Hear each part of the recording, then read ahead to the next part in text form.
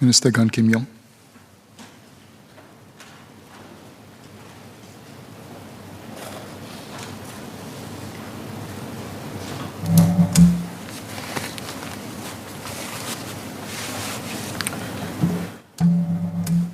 Mr. Speaker, thank you for allowing me to speak at the budget debate. I rise in support of the budget. Please allow me to speak on the impact of the conflict in Ukraine on Singapore's economy. I will also respond to members' comments on what we can do to help businesses and Singaporeans cope with the rising inflation and the challenges ahead. Let me start with the situation in Ukraine. Minister for Foreign Affairs, Dr. Vivian Balakrishnan, had earlier delivered a ministerial statement on the matter. I will focus on its potential impact on Singapore's economy. We are closely monitoring the rapidly unfolding situation. Our initial assessment is that the immediate and direct impact on our economy and firms has been manageable for now. Singapore companies have a limited presence in Ukraine, and we do not import many essential supplies from Ukraine and the region.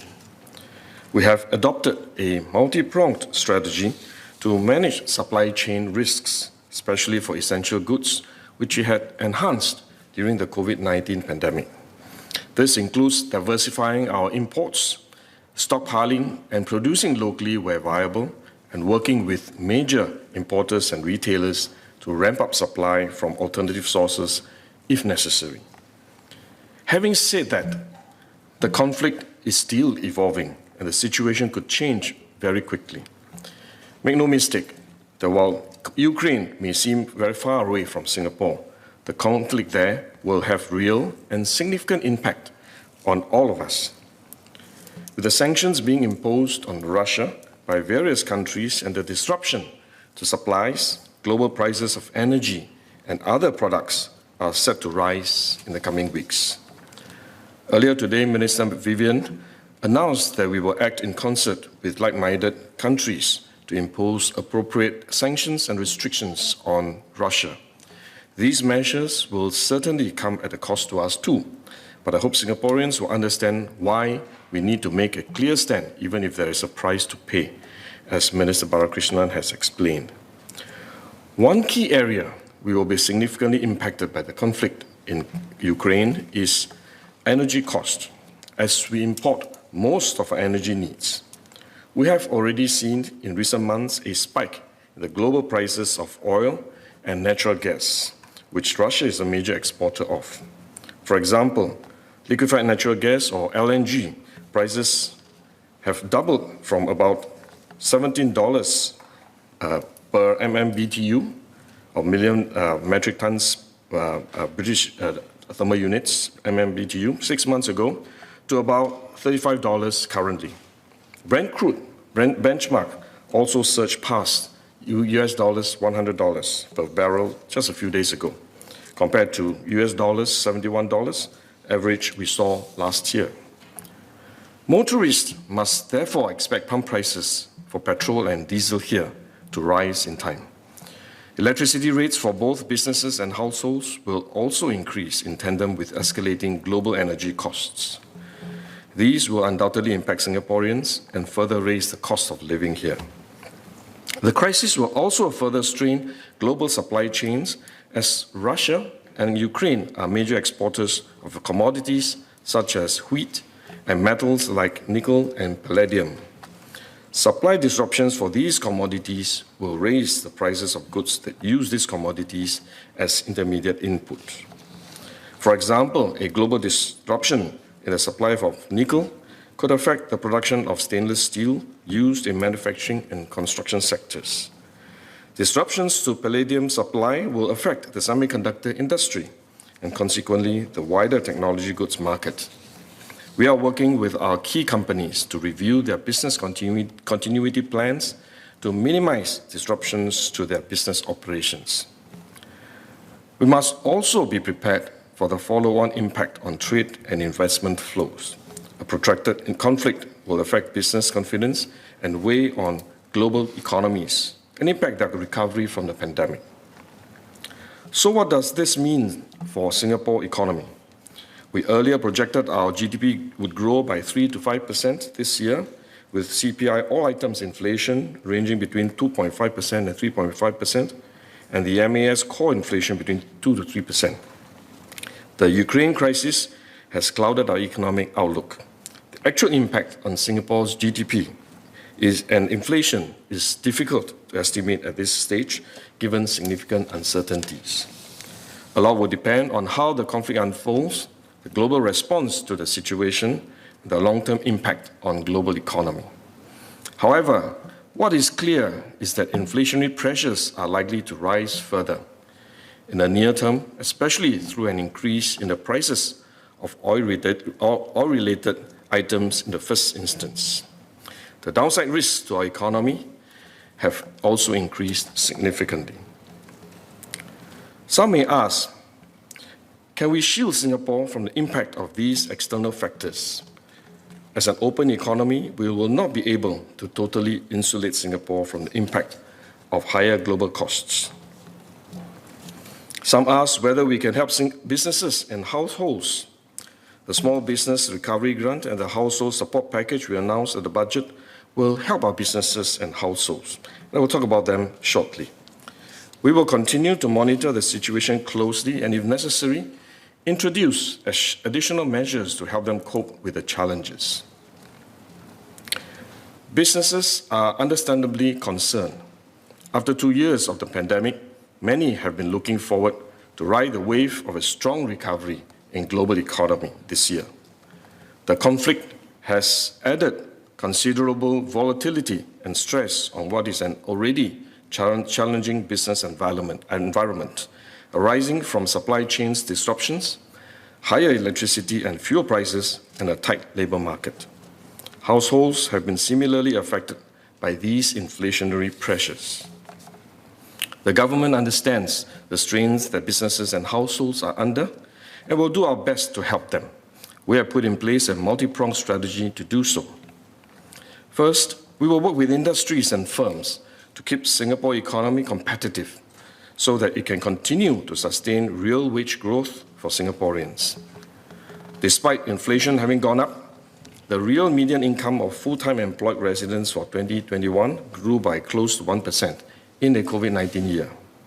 The growth was significantly higher at 4.4% for lower-income residents at the lowest 20th percentile. Second, MAS on 25th January this year raised the rate of appreciation of the trade-weighted Singapore dollar.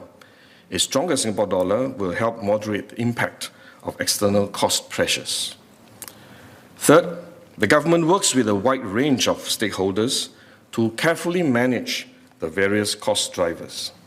In January this year, Minister of State Low Yen Ling shared with members in detail our measures to address inflationary pressures, and these include carefully managing the supply of industrial and commercial space to help manage rental costs, working closely with industry partners to ensure that the prices of daily necessities are competitive and affordable, including diversifying food import sources to reduce our vulnerability to global price fluctuations, and working with the Consumer Association of Singapore, CASE, to promote price transparency and help consumers make informed decisions. Some members expressed concerns about electricity prices. As Second Minister Tan See Leng explained to the House last year and recently in February this year, MTI and the EMA have put in place several measures to enhance our energy security and resilience and moderate the volatility in electricity prices.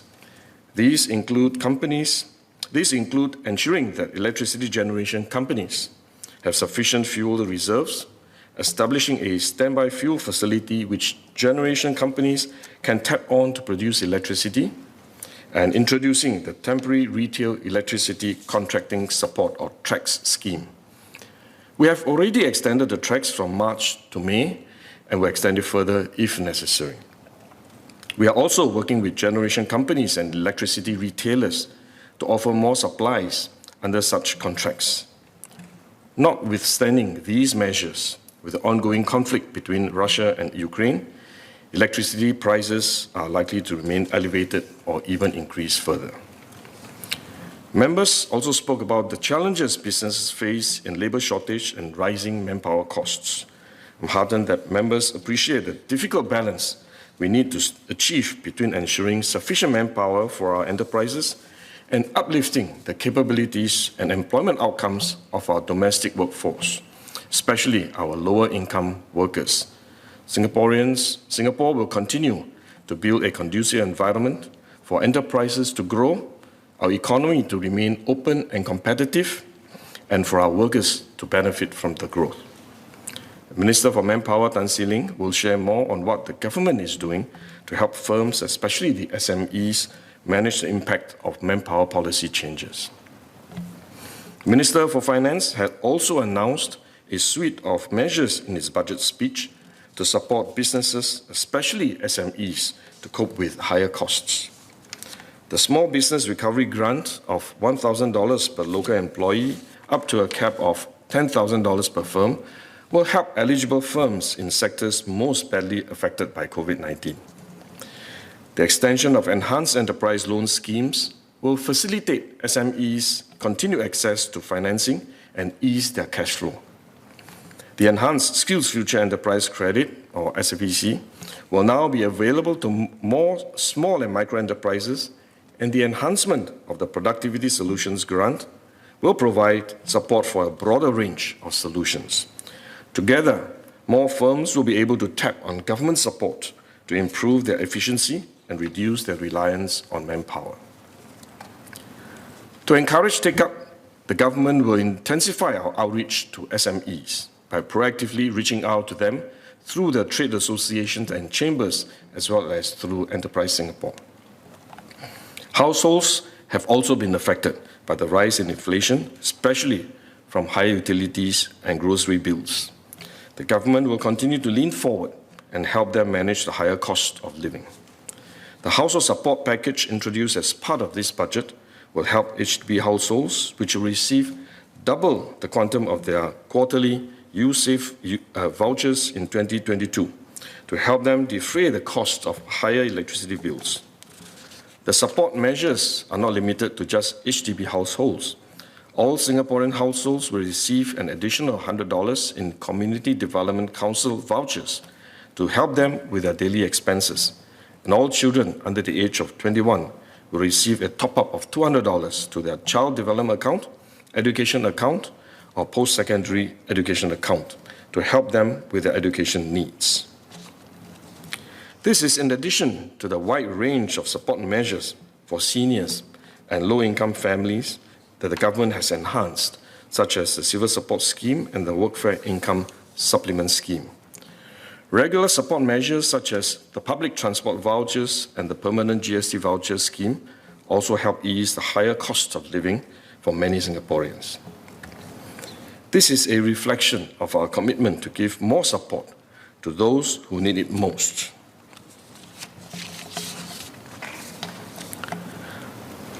Households that still need extra help can also continue to apply to ComCare for financial assistance. The government will monitor the inflation situation carefully and will not hesitate to provide more help should there be a need to.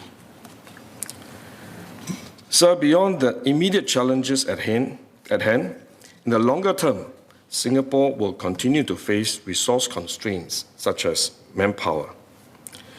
There is an urgent need for our enterprises to digitalize and improve their productivity. Firms that are resource-intensive must recognize the need to transform their businesses and workforce so that they are able to do more with less and unlock new business opportunities and access new markets and customers.